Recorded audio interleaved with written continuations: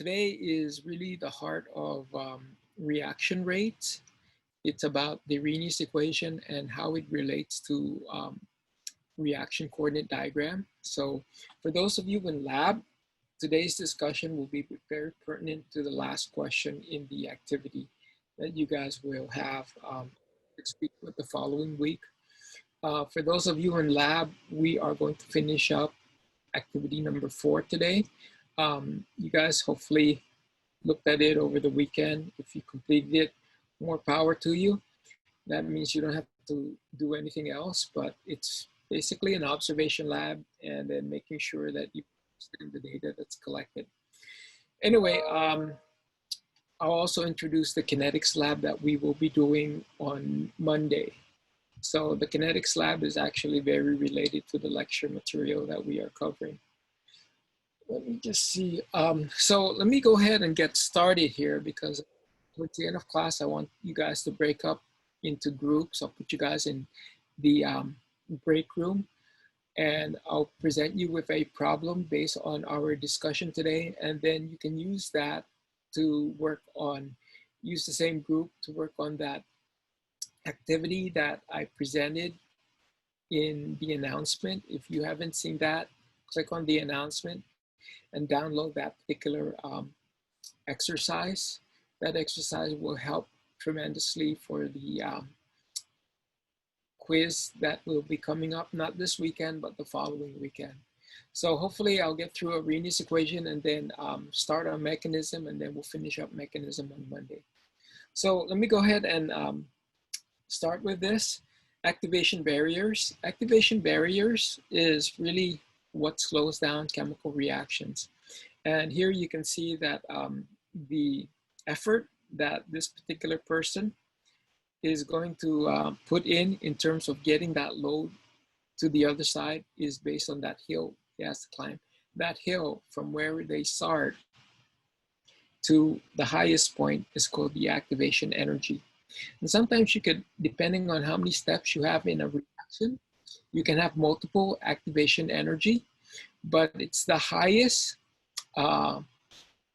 point of those activation barrier that is what we call the rate determining step.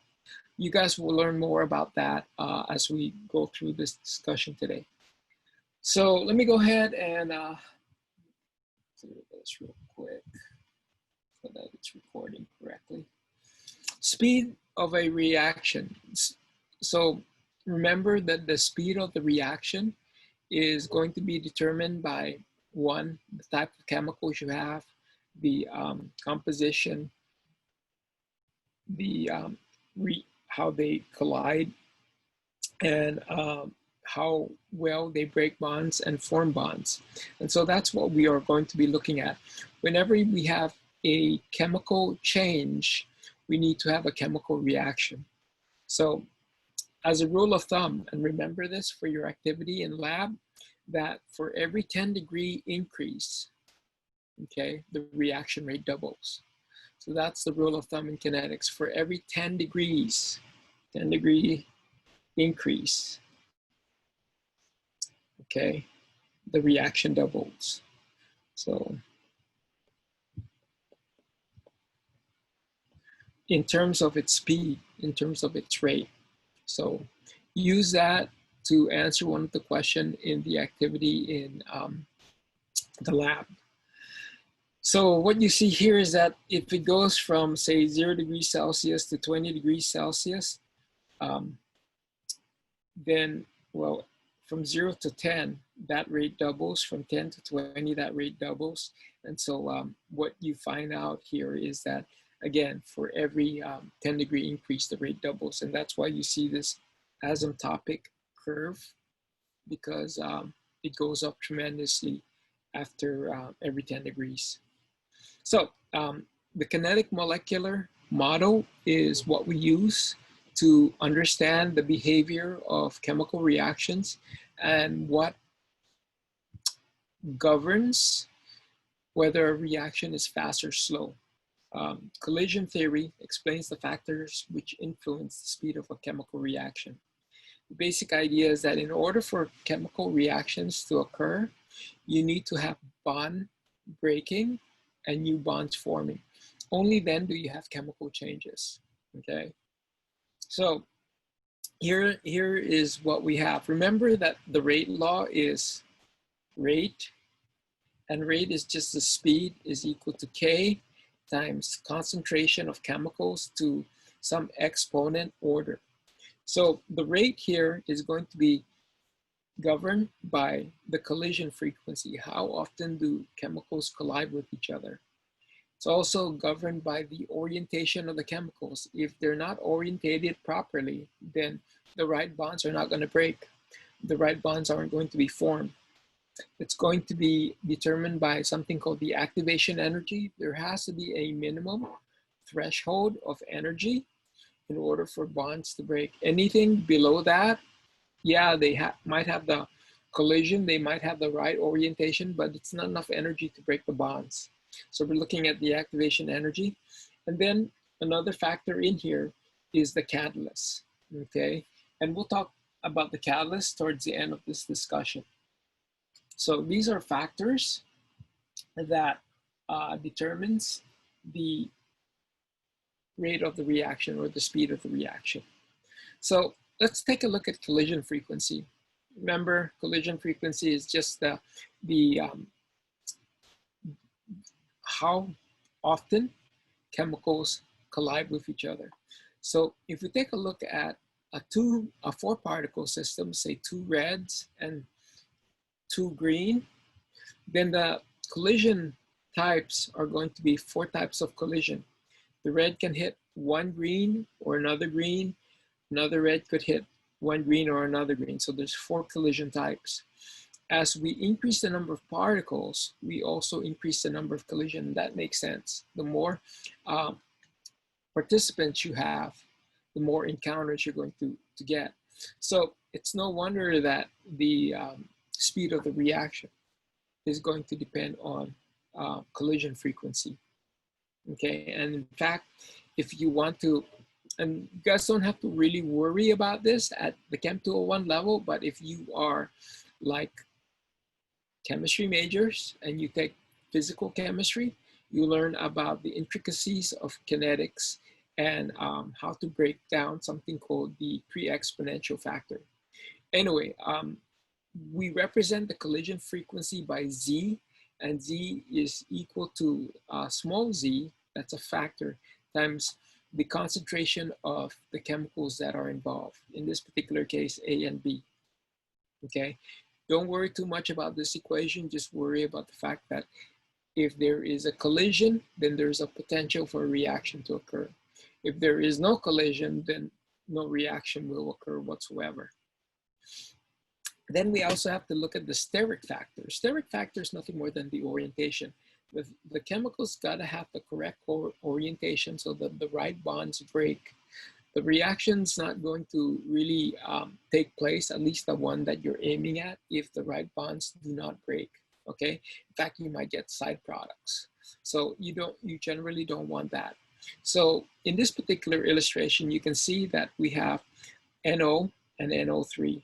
This is NO and this is NO3, and we're going to get NO2. That's the product. That's the product that we're aiming for. So the first 4 reactions illustrations here shows that the orientation is not correct. The bonds are not breaking. The new bonds are not forming unless we have an effective collision, and that's this right here, where what will happen is that this will latch onto that that oxygen in green will latch onto that nitrogen, and you form NO2, and then what's left behind is another NO2. So that's an effective collision, and that will result in product formation. And then, of course, there's the activation energy. The activation energy means that they have to have sufficient energy so that the bonds break. And the kinetic energy that these chemicals will have is related to the kinetic molecular theory. Kinetic molecular theory tells you that the kinetic energy of a moving body is 1/2 mv². And that's what you see right here, okay? So it's proportional to the mass, but more importantly, it's important to their speed. That's velocity squared. So that's the more important term in here. And it's likened to like a collision. If you have two cars just sort of like going maybe 5 miles an hour in a parking lot, yeah, you get some damage, but not heavy damage. If you have those same two cars hitting each other at like 60 miles per hour, there's going to be a lot of damage. So in kinetic molecular theory, you got to have a lot of damage, that is break bonds, so that new ones can form, or break bonds so that the product of that atom that is lost is what you're aiming for. So again, they have to have the correct amount of energy for that to occur. A person by the name of savant Arrhenius, okay, that's him right here, actually realized that there is a way to mathematically relate the speed of the reaction based on the activation energy. And he came up with the Arrhenius equation, okay, the Arrhenius equation.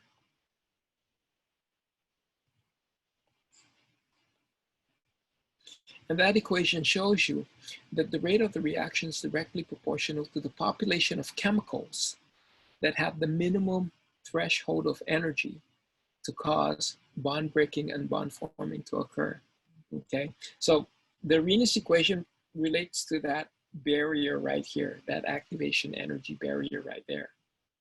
So we're going to take a look at that in more details after I explain to you the idea, okay?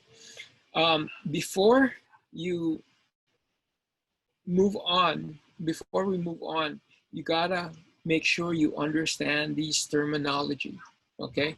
It's critical that you understand these terminology, because if you don't, then you're gonna get stuck in one or two of the problems that I've set up for you. And you won't do very well in terms of the activity that we have. So the energy of the reactant is just, let's say that we have the reaction of hydrogen and oxygen. Well, all chemicals at a certain temperature will have a certain amount of energy, okay? That's because the atoms have electrons and these things are vibrating.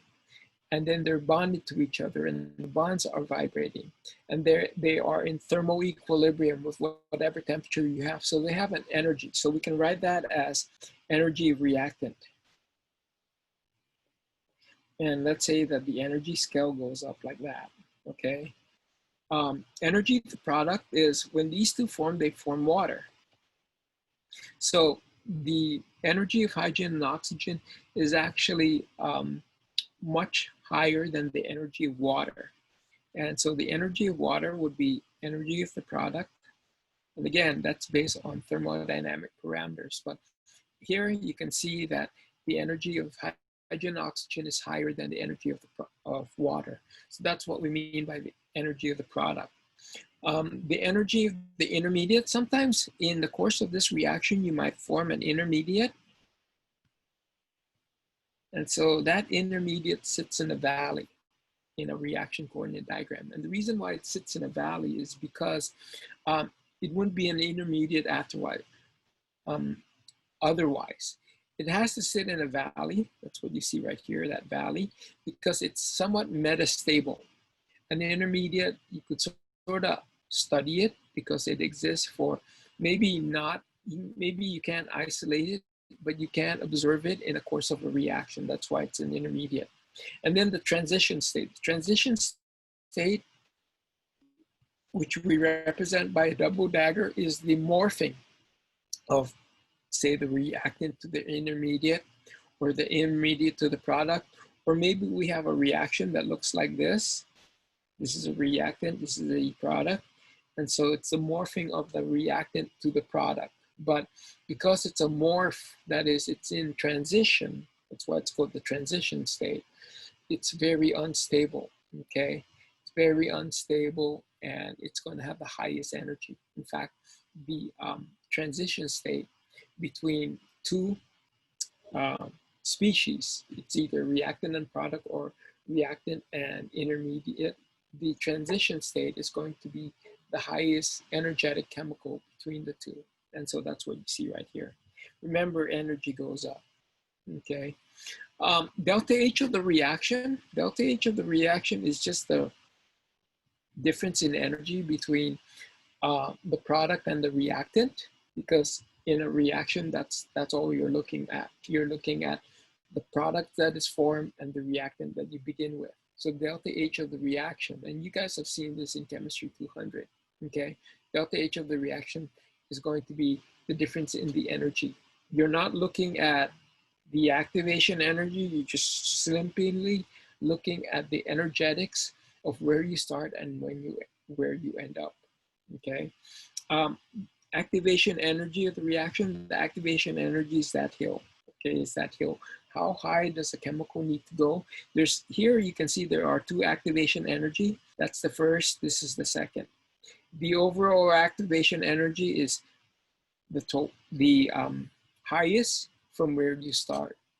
You'll see this again in the discussion that we're going to have, but again, you really need to understand the vocabulary here, because if you don't understand the vocabulary, once I start shooting questions on you about a reaction coordinate diagram, it's going to be very confusing, okay? So it's important that you understand the concepts here in terms of the terminology that we are using.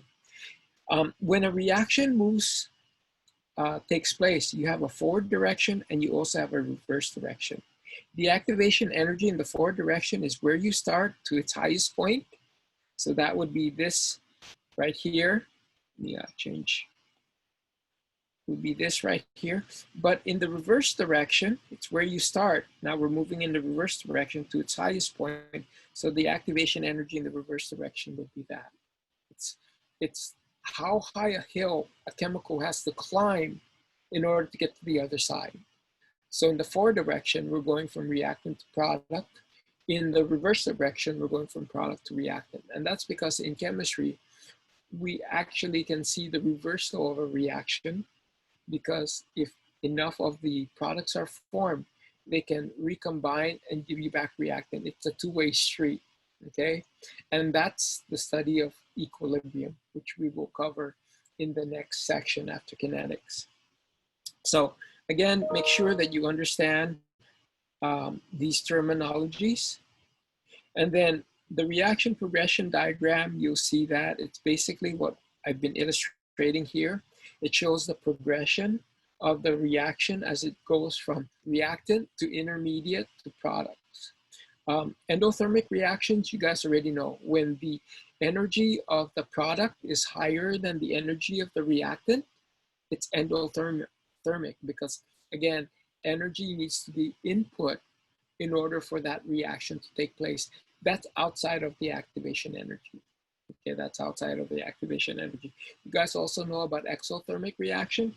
Exothermic reactions are reactions in which the product is lower in energy than the reactant. And that's what we have right here. This is an exothermic reaction.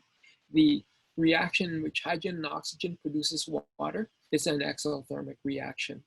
Okay, this reaction is basically how fuel cells operate. You take hydrogen, you take oxygen, you form water, and then the energy that is released is what is used to propel a vehicle. That's what the shuttles were used when they went up during the NASA space program. It was the combustion of the hydrogen and the oxygen when the Challenger exploded. So this is definitely an exothermic reaction. The Maxwell-Boltzmann distribution plot, you guys should have remembered that in gas laws. We'll talk about that here. Activated complex, again, is the chemical in the transition state. It's the species that is the morphing of the two between, say, reactant and the product. And then we already talked about the intermediate and the transition state. So make sure you understand this in the context of the discussion that we are going to have. Okay, let's take a look at this real quick because this will give us some an overview of some of those terminologies that I talked about. This is NOCl, and NOCl is going to break down. It's going to collide with another NOCl. So NOCl and NOCl, and what happens is that the oxygen-chlorine bond breaks, and what you form is chlorine gas and 2NO. That's a reaction. You can see that in the product. So this is the energy right here. This is the energy of the reactant, because that's the chemical that we start out with. This right here, this is the energy diagram. Let's say that this is 100 kilojoules. This is 200 kilojoules. This is 400 kilojoules. Then what you have is that the energy of the reactant would be somewhere around maybe 140 kilojoules. You just have to read it off the graph. The energy of the product would be 200 kilojoules. Again, you read it off the graph. The energy of the transition state, notice these are all species. These are chemicals, and because they have bonds, because they are living in some sort of thermal environment, that is room temperature or maybe 30 degrees Celsius or whatever, they vibrate or they move. And so they're going to have energy associated with that condition. So in this particular case, it's 400 kilojoules. All species, whether it's intermediate, activated complex, that is transition state, reactant or product, they're going to have a fixed energy that you can read based on the energy diagram. Okay. Now this right here is the activation energy. That is not a set point. It's defined by two values: the transition state, and then which species is responsible for that transition state. In this particular case, it's the reactant. So it's the difference in energy between the transition state energy and the energy of the reactant. So if it's 400 minus, let's say we said that this was about 140. So 400 minus 140, then that activation energy is going to be in the order of about 260 kilojoules. Okay, it's just the hill that species needs to climb in order to get to the top. Once it's at the top, then it's free to move to the product or maybe return back to the reactant. Okay, so again, let me just summarize that we're looking at energy of the reactant, energy of the product, transition state energy, and those are all species. So you're just reading it off the graph. And then the activation energy, which is the difference between the transition state and the energy of the reactant. And that would be the activation energy in the forward direction. Activation energy in the reverse direction would be that. Okay, it would be 400 minus 200. It would be 200 kilojoules in this particular case. Again, how high a hill does that chemical have to climb in order to get to the other side? And then, of course, the energy of the reaction. And the energy of the reaction is just the difference between the reactant and the product. In this particular case, delta H is the energy of the reaction, and it's always final minus initial. Whenever you're looking at changes, it's always the final point minus the initial point. That way you get a positive number. So in this particular case, well, it depends on, it may not be positive, it may be negative, in which case it's going to be an exothermic. But in this particular case, it's 200 minus 140. So we know that the energy of the reaction is 60 kilojoules. So the math is not hard. All you have to know is what is being asked. If you don't know that, you're going to get stuck because the math is pretty easy. Okay, we're not asking you to do calculus. It's just simple addition, subtraction, and in fact, that's all it is: addition and subtraction. Okay, so don't make it hard on yourself. There's a question here. So the transition state energy is on the top of the graph. It's the top of the hill, okay? Because you might have several transition state, and you'll see that shortly here. But the transition state energy is the energy at that peak, okay? So let me clear this so that you can read my notes, okay? This species, the transition state energy, is also called the activated complex. In this particular diagram, there are no intermediates because there are no valleys. There are no valleys. So there are no intermediates here. It's just reacting going to product. If you have valleys, if you have intermediates, then it's a multi-step reaction. It's a multi-step reaction. So this is that's the activation energy. It's the minimum energy and the conditions necessary for the reactant to convert the product. If it doesn't have this amount of energy, if the chemical doesn't have this amount of energy, it's never going to get over the hill. If it only has 100 kilojoules to spare and it needs 160, it's not going to make it, okay? You don't get any reaction. That's why what we do a lot is we heat up the reaction, add more heat, because by adding more heat, we give the chemicals more energy to overcome that barrier, okay? In the end, the NO and the Cl2 products form, and the products are more energetic than the reactant NOCl, and so this particular reaction is endothermic. It's uphill from where it starts, okay? So these are things that you guys hopefully remember from thermochemistry in Chem 200. If not, then learn it here because it's a concept that you will need to know. Here is a diagram showing the morphing of a bromomethane. This is called bromomethane.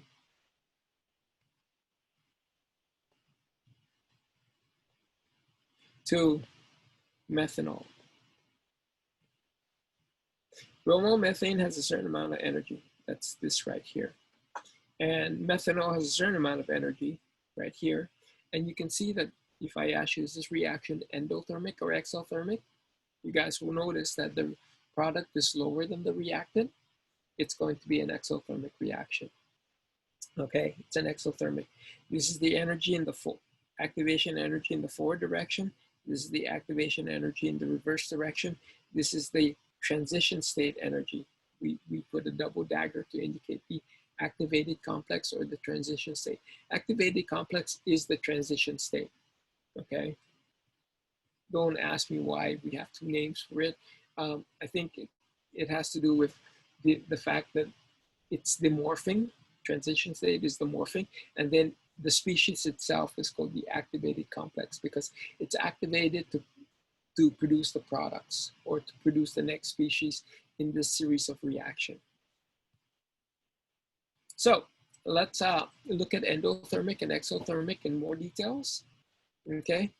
This, you know, is a exothermic reaction. And how do you know it's exothermic? Because if we look at where we start, again, for the reaction could be exothermic or endothermic because all we have to look at is where it starts and where it ends up. Doesn't matter what happens in between. In fact, when we study thermodynamics, we're not even looking at the kinetics.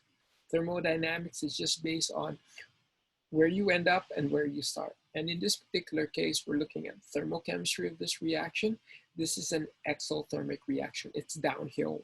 It's downhill because we're moving from the higher energetic species to a lower energetic species.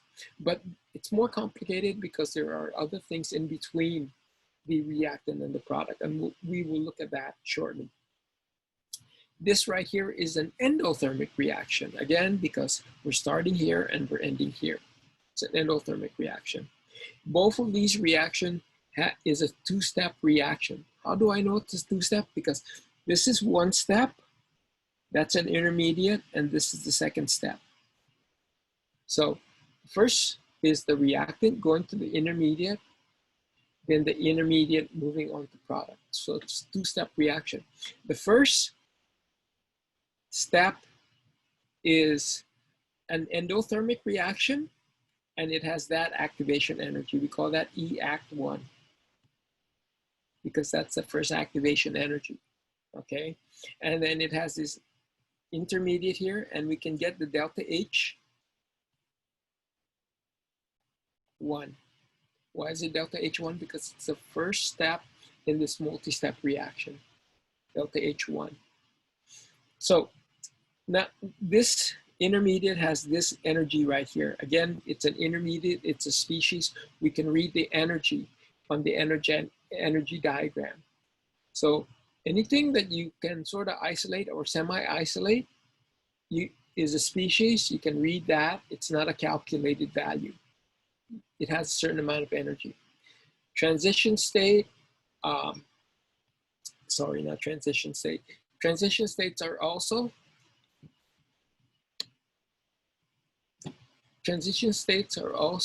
species, so you read that in the energy diagram. Delta H is a calculated value because you need 2 values to determine the energy of the reaction. Activation energy is a calculated value because you need 2 values to calculate that. Make sure you understand that, because if you don't understand that, then you won't be able to successfully answer the questions. And then you have the second step. Second step is this right here. Whereas the first step is endothermic, the second step is exothermic. Okay, but overall, see how this is the second step, delta H2, this is delta H2. Okay, so again, it's valley to plateau. It's never peak. It's basically the valley, the energy of the intermediate to the energy of the product. That's your energy of the reaction for the second step. Then you have the energy forward, that's EAC1, and this right here, this little hill right here is EAC2. Okay, do not do this. Energy activation overall does not equal EAC1 plus EAC2. It's not additive. Activation energy overall is just where you start to its highest point. The highest point is that. So it so happens that activation energy overall for this reaction is also equal to EAC1. Here, this is EAC1. Right here, this is E-activation 1. This is energy activation 2.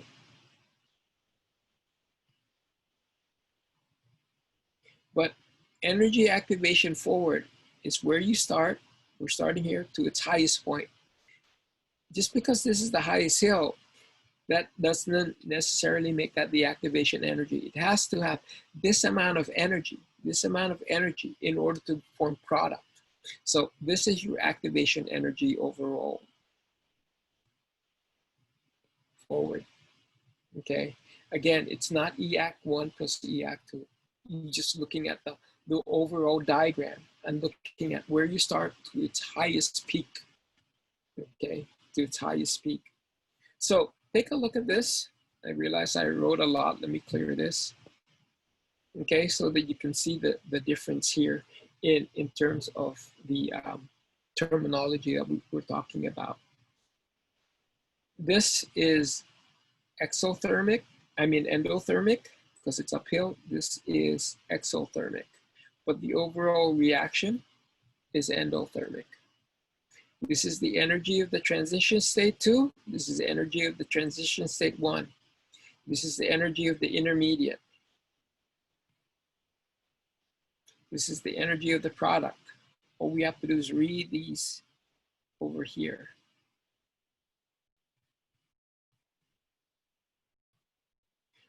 And those are values that are predetermined based on the conditions, but the calculated values would be energy of the reaction and activation energy. Activation energy 1, activation energy 2, activation energy in the reverse direction, etc. Okay. If you take a look at these 3 reactions and I ask you which reaction is going to be the fastest, well, it's going to be the reaction which has the smallest activation barrier. So this would be the fastest. This would definitely be the slowest. Okay. If I ask you which of these reaction is exothermic, you would say anything that goes downhill is exothermic. So this is an exothermic reaction. This is an exothermic reaction. Oops. Okay. We're looking at final and initial. When it's downhill, what do I mean by downhill? It's going down. It's going down. This is uphill. It's going up. That's endothermic. So we use that a lot in chemistry in terms of the thermicity of the reaction. We say it's downhill or uphill.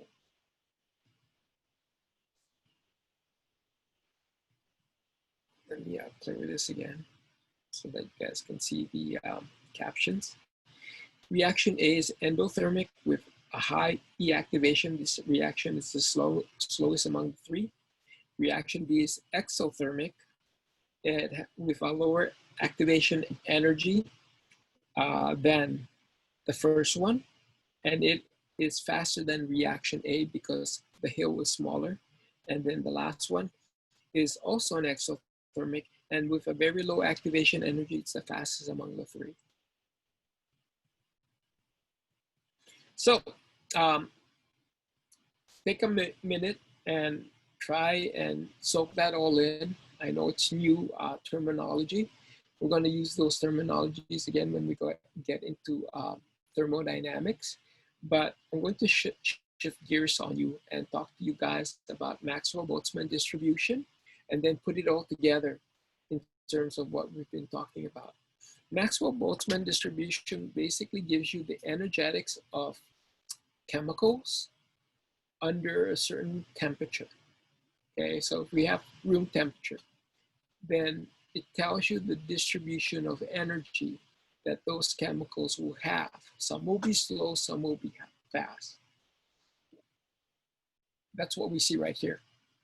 Okay, so let's say that T1 equals 25 degrees and T2 equals 50 degrees.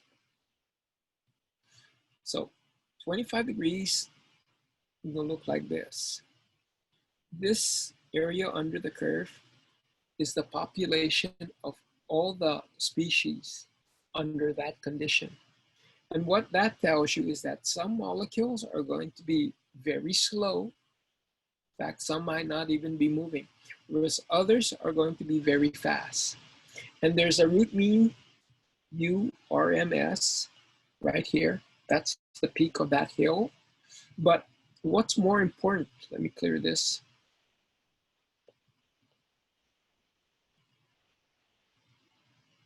What's more important here is the fact that there is a minimum energy, and we'll call that the E activation, that if these chemicals surpass that energy, then they have the sufficient energy to cause the reaction to occur. Okay, so that line right there is the activation energy. Any chemicals with energy higher than that have the potential to produce products. Any chemicals with energy lower than that won't even make it to products, okay? They can't even reach the top of the hill.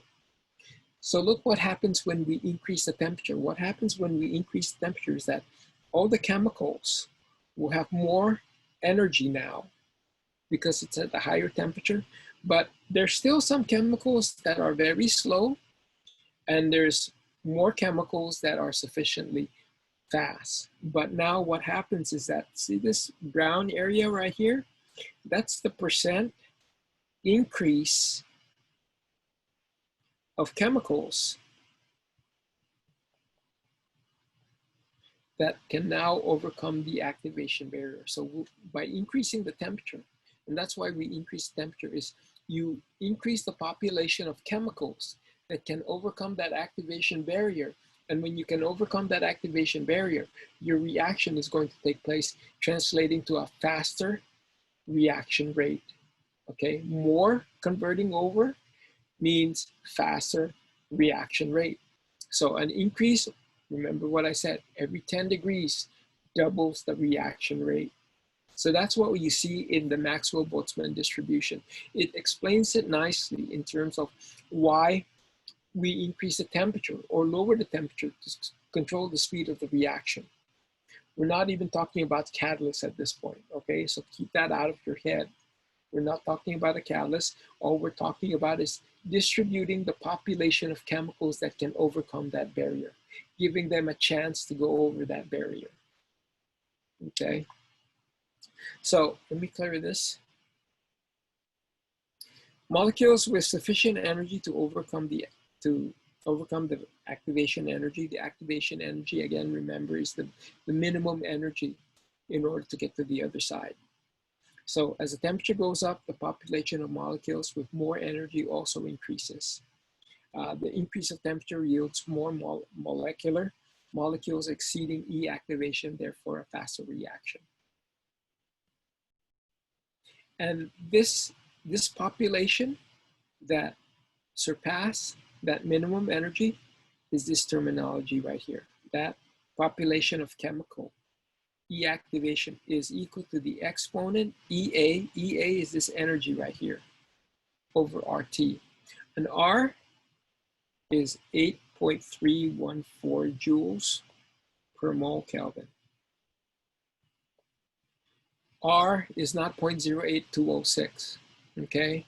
It's 8.314. And T has got to be in Kelvin. It's got to be in Kelvin, okay? So we're going to use that to understand that that's one of the mathematical snippet of the Arrhenius equation. Now I'm going to break a little bit and I'm going to go through this because this is somewhat of an important concept. Whenever a reaction, let's say A plus B goes to C and D, then we have the reaction moving in the forward direction. But if sufficient C and D is formed, the reaction can actually go in the reverse direction, and we say it's at equilibrium. Now, I assume that all of you have taken Intro to General Chemistry, Chem 152, or you've had high school chemistry in which you studied equilibrium. And one of the concepts of equilibrium is something called the Le Chatelier's principle.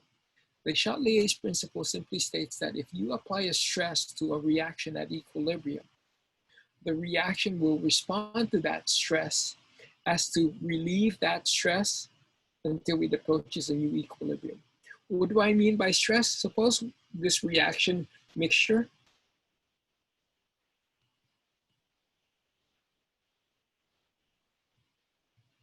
suppose we pump in more A in this reaction mixture. So we're adding more A in that reaction. Well, that's a stress because we're upsetting the equilibrium.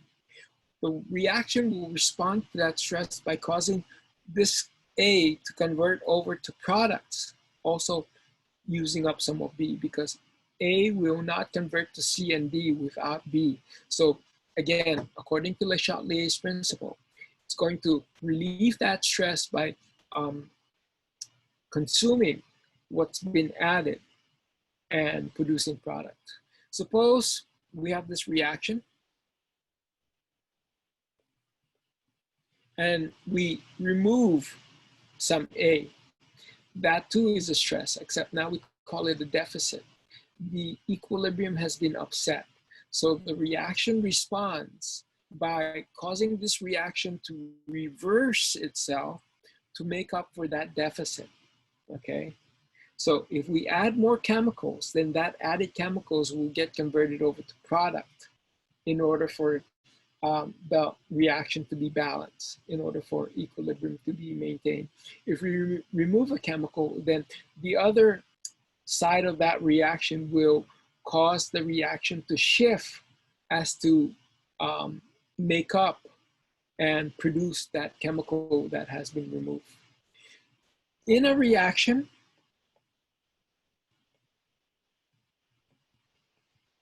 We can also think of a reaction as either endothermic or exothermic. If we have an endothermic reaction, then the energy is a reactant. If we have an exothermic reaction, then the energy is a product.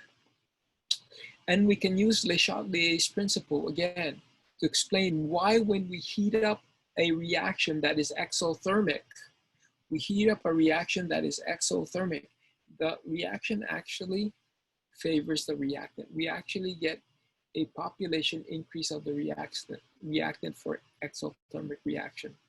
For endothermic reaction, if we heat it up, we actually cause that reaction to produce more product, okay? So this is something that you guys learn in Chem 152.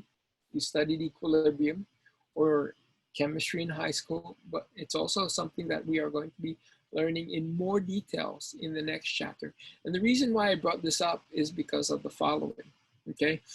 Again, the take-home message here is that for endothermic reaction, more product is formed, endothermic reaction. That's because energy is a reactant. It's going to cause product formation to occur because energy would be a stress. It needs to consume that energy, and the only way it can consume it is when the reaction moves in the forward direction. For exothermic reaction, the reactant will be favored. You'll see more reactant forming. Okay, the reaction will actually reverse itself because, again, for an exothermic reaction, energy is a product. When you add more heat, then it's got to be consumed and it's got to somehow cool it off. The only way it can do that is by moving in the reverse direction. So if you don't understand that concept, please read that in an appropriate textbook, or maybe go ahead in chapter 15 and read that, because that's an important concept to know in terms of equilibrium. But let me change gears here. Let's take a look at this diagram, and I'm going to try and, so what I did here was I took the Maxwell-Boltzmann distribution plot and I turned it over to its side. So that's what you see right here. I turned it over to its side. So this is the Maxwell-Boltzmann distribution plot for the reactant. And this is the Maxwell-Boltzmann distribution plot for the product. And I have two temperatures, low temperature and high temperature. And you notice again, based on what we talked about last time, at low temperature, there's a population of chemicals right here that can overcome the activation barrier. At high temperature, that population goes up. Let's say it goes up 50%. Twice as many molecules will now have the energetics to overcome that activation barrier. The product is, because this is an exothermic reaction, we're seeing that activation. Remember, the activation barrier is going to be the same for the reactant and the product because it's the same chemical reaction. So this barrier right here is constant. It doesn't change for that energetic value, doesn't change for the reactant or product. The chemicals need to overcome that energy in order to get to the other side. So look what happens to the product. For the product, because it's more lower, because it's an exothermic reaction, you have less of the chemicals that overcome the activation barrier. But look what happens when we increase the temperature. The percent increase is greater, whereas the reactant 50% increase in terms of the chemicals that overcome the activation barrier, this might be a 75% increase because we had a small population here. The population in brown now is much more bigger, and so the percent increase is larger. So how does this translate to equilibrium? Well, because there's 75% versus 50%, that means there's more population of chemicals that can now go to the other side. And remember what we said about equilibrium for exothermic reaction. For an exothermic reaction, when you heat up the reaction, you form more reactant. The reaction's going to speed up nevertheless from both forward and reverse because you've increased the population of chemicals that can overcome that activation barrier. So you get to equilibrium faster. That's what a change of temperature will do for you. But now when you do reach equilibrium, you're gonna have more reactant than product, okay? That's what this thing is trying to convey to you. For an exothermic reaction, and this is an exothermic reaction, this is the activation barrier right here.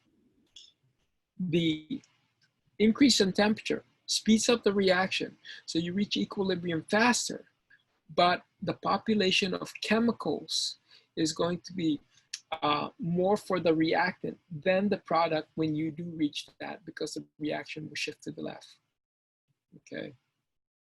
So think about that. It's also written in your book, and we can say the same thing. This is the verbiage that sort of explains that. We can also say the same thing. This is the diagram that sort of explains that as well, okay? But we can also say the same thing for endothermic reactions. This is an endothermic reaction. How do you know? It's uphill. This is the population of chemicals. Notice that the brown at higher temperature is a greater percent increase than the brown here at high temperature, okay? So here we might say it's a 30% increase. Here we might say it's a 70, 80% increase. Because it's an 80% increase for the chemicals to circum that activation barrier. What we have now is, for an endothermic reaction, when you increase the temperature, you reach equilibrium faster again. The reaction speeds up, but now in terms of your distribution, you have more products than reactant. And that makes sense in terms of the context that we talked about in terms of Le Chatelier's principle. In an endothermic reaction, energy is a reactant.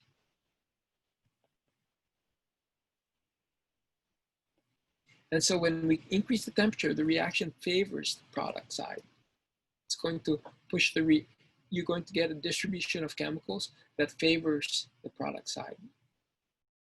Okay, so that's what this discussion was all about, is to make sure that you guys understand that.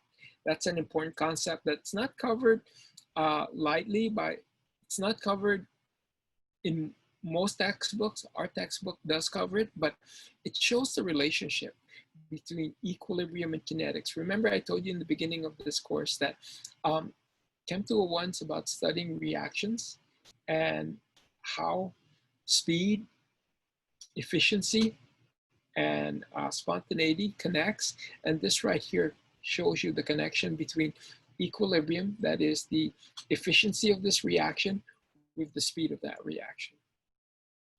Okay, so you should be able to answer this question based on what we talked about. Move on.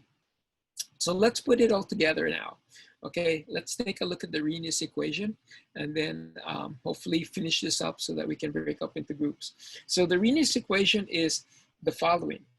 Remember that the reaction, the rate law is equal to rate is equal to K times A to the X, B to the Y, depending on how many species you have in that reaction. Well, K here is what we've been talking about, okay? The rate is equal to the collision frequency and the orientation. And we write this because the math is too complicated in one term, quote A, the pre-exponential term. And then we also have the activation energy. And the activation energy is this term right here. And then what we can do is we can say that this is A to the X, B to the Y. We also need to show that the reaction concentrations and their order is important. So this is a summary of what that is right here. Rate is equal to pre-exponential factor, the activation energy portion, concentration, and this right here is nothing more than K. Your rate constant is embedded in A, e to the minus E activation over RT. That's K. Okay, that's K right there. And so what we can do is the following. K is equal to that term. And remember what I told you? Again, you see this constantly in science. We always want to express an equation in terms of a line. The reason why we do that is that because we can do a number of experiments to validate or to come up with, to calculate parameters of that equation. So this is what we do. What we do here is we get rid of the exponent term by taking the natural log of both sides. So when we take the natural log of both sides, we have natural log K. A now is the natural log A. And then the natural log of E cancels out each other, but there's a negative there. This minus EA over RT. That's the equation that we see right here.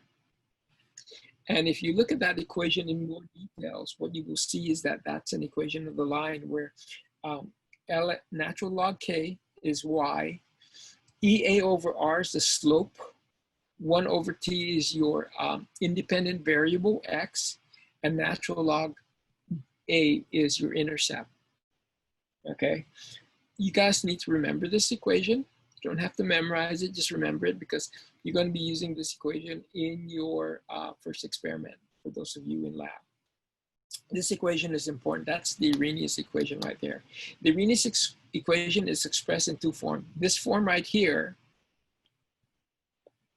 this form right here, or this form right here. Both are the same. Okay, both are the same.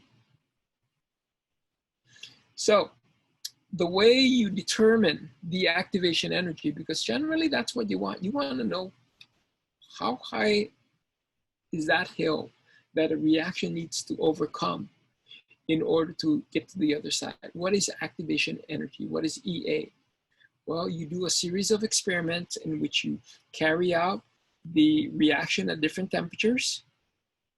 And at different temperatures, the reaction is going to have different speed. And that different speed is related to K value, just like you guys calculated back in the methods of initial rate. Except now we're carrying it not only under different concentrations, but also different temperatures. But what you can do is you can take these different K values, plot them against the reciprocal of their absolute temperature. When I say absolute, it means it has to be in kelvins, okay? So you plot them, oops, sorry, prematurely change that page. And then when you plot them, that slope right there is minus EA over R. So if you take the slope and you multiply it by R remembers 8.314, negative, that's your activation energy. And that intercept right there, that's your pre-exponential factor. So what you need to do is you need to take the intercept and take the exponent of that, because when you do that, then you get the pre-exponential factor A. Whereas, notice one thing about this equation.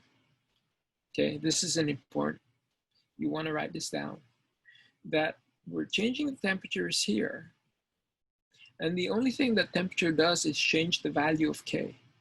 Changes the value of K, but it never changes the intercept, and it never changes the slope. What does that mean? Physically, it means that you can have the reaction, and based on the nature of the reaction doesn't change the activation energy. It's always fixed. You change the population of chemicals that can overcome that activation energy, but a change of temperature doesn't change the activation energy. A change of temperature also doesn't change the pre-exponential factor. Even though changing the temperature might mean more collisions, okay? It doesn't change the overall pre-exponential factor A. A and E sub A are temperature independent, in other words. The only thing that is temperature dependent is K, the activation rate constant, the rate constant. And the reason why K is temperature dependent is because, look at that, K is equal to A e to the minus E A over RT. This is T and that's K. Temperature only changes the value of K, not EA or A. Okay, so please keep that in mind because you're going to come up with a question. And I'm going to ask you, what is this value at this different temperature? It's a trick question. Don't get fooled. Okay, the only thing that changes when you change the temperature is the rate constant, which means the rate also changes, but activation energy and the pre-exponential factor does not change. By the way, remember this equation as well. This is for a 2-point value. If you have a rate at one temperature and you have a rate at the second temperature, all you really need is 2 points to make a slope. And that's this equation right here. It's this equation. It's a 2-point equation, and you can use that readily. For a catalyst, what a catalyst does is it changes the path. It changes the way the reaction mingles so that you get the product. So what it does is it gives you a different path. Whereas let's say that you're trying to go from this to this, whereas one path will have to take you over the mountain, another path might take you around the mountain. And so a catalyst lowers the activation energy. The activation energy actually changes when you add a catalyst because it's a different step mechanism, okay? And that's why, because the activation energy drops, it's a faster reaction when you add a catalyst. A catalyst, by the way, is introduced in the first step, but it's regenerated in subsequent step. So in the overall stoichiometry, it cancels out. And so it doesn't show up in the net stoichiometry. Okay, these are just examples of catalysts. You guys can read it. Catalytic converter. The most common catalyst is in you and me, okay? It's enzymes. So this is the enzyme that takes acetic acid, the decomposition of acetic acid to some sort of alcohol, okay? Here's some questions on catalysts. But right now, I want to go to this diagram, and I'm going to put you guys in groups. I'll have you guys introduce yourself. We're going to break out for probably 10 minutes, so we'll probably take this class to about 6:15. Introduce yourself, get your contact number, because that activity that I showed you in the announcement, you guys need to work on that together, okay? Try and answer that. You'll be able to answer questions 1 and 2, but you won't be able to answer question 3 until we talk about mechanism. But I want you guys to work together and help each other out, okay? And then towards maybe Wednesday next week, turn that in. So you guys will have a whole week to work on that. But this is a reaction coordinate diagram. Again, it's a 2-step mechanism, and you guys are just going to answer these questions right here, okay? You guys are just going to answer that questions. By midnight tonight, well, maybe make that Friday. Do Friday as a group. Make sure you include all the members in your group for that, okay? You should be able to answer these questions. And if you can answer these questions, this is just a little baby step for the big problem, okay? Just see right here.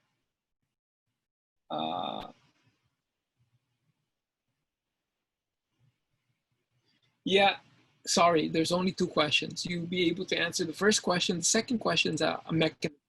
Thanks for pointing that out, okay? Second question is mechanism. You guys can't answer mechanism until we talk about it on Monday. So we'll go ahead and do that, okay? Let me go ahead and set you up in groups. Let's see, there are 34. So let me do 6 times. Let me do 6 rooms. So there'll be approximately 6 members per room. Some of you will have 5. First thing you guys want to do is introduce yourself and your contact information so that you can work together off hours. Otherwise, we would be working in class and we would have the last maybe 10, 15 minutes to do this. But since this is a virtual class, it's best to just go into the break room and do this. Okay, so let me go ahead and I'll create these break room, and then I'll go ahead and set that announcement.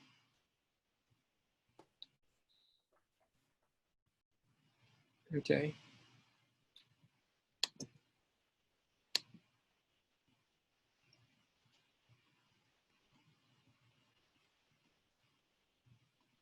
So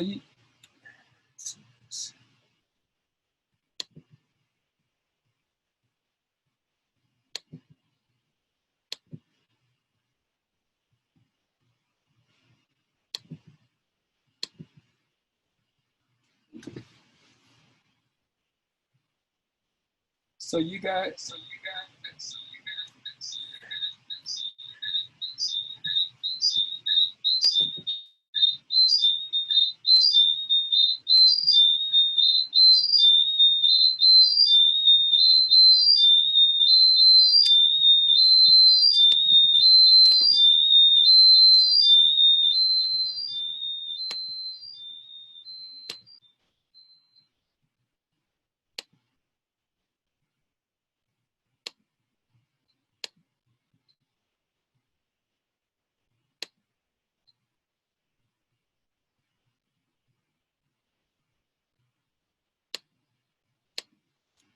okay. Sorry about that. There was an echo because I have two computers. So go ahead and introduce yourself, and then work on this problem. And I'll in about 6, maybe 12, I will come back to the room and finish up. Really, the lecture is done. And so if you guys are done with this, you guys can just bail out. But I just want to make sure that if you have any questions, put it in the chat, and then I'll be able to answer it or visit your room. Okay. So go ahead and work together. Again, make sure you introduce yourself.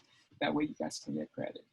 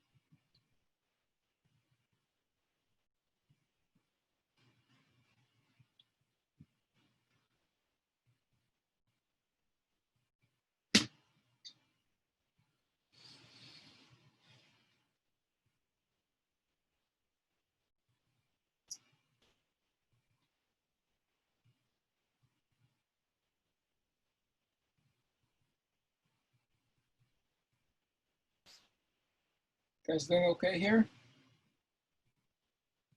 You guys doing okay here?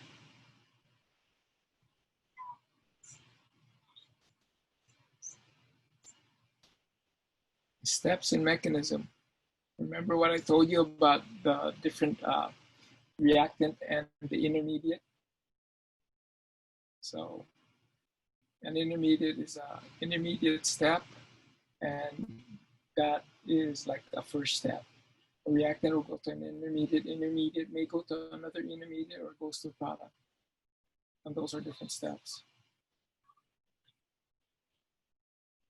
Yeah, you just need to draw this. This is a fictitious reaction. You can say A goes to P or R goes to P, and then the intermediate's I.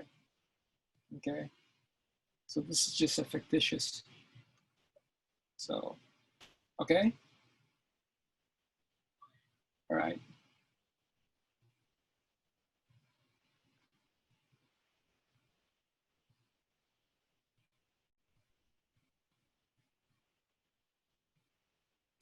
Hey, how are you guys doing? Okay, any questions so far? Some students were asking about, they couldn't figure out, this is a fictitious reaction where you might write R going to P, and then the little valley there is an intermediate. So if you take a look at that, that's a two-step reaction. R going to I going to P.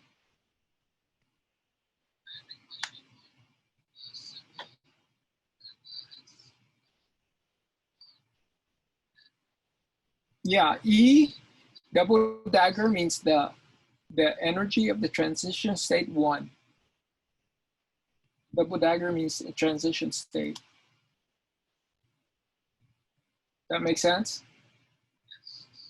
Okay. Any other question? Okay, I gotta leave. I gotta go to the next room. Thanks.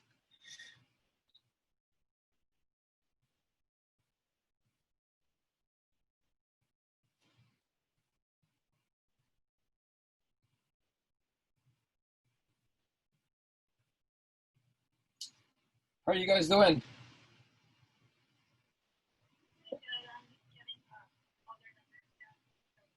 Okay. Okay.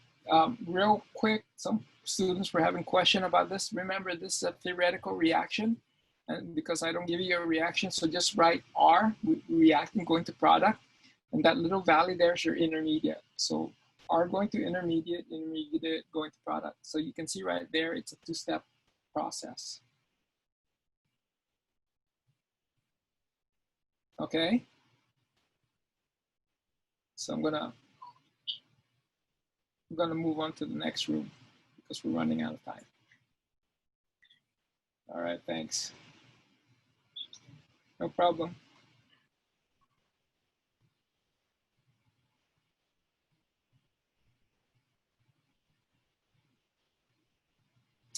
Hey, how are you guys doing? You guys have any questions? Okay, let me, I think it's the same problems that most students have. This is a theoretical reaction, and you can just label it as R going to P, reactant going to product. But in this particular case, you have a little valley in between. So R going to intermediate, intermediate going to product. So it's a two-step mechanism. Okay. So if you understand that, then you'll see exactly how it works. And then you can just read off the values or calculate the value.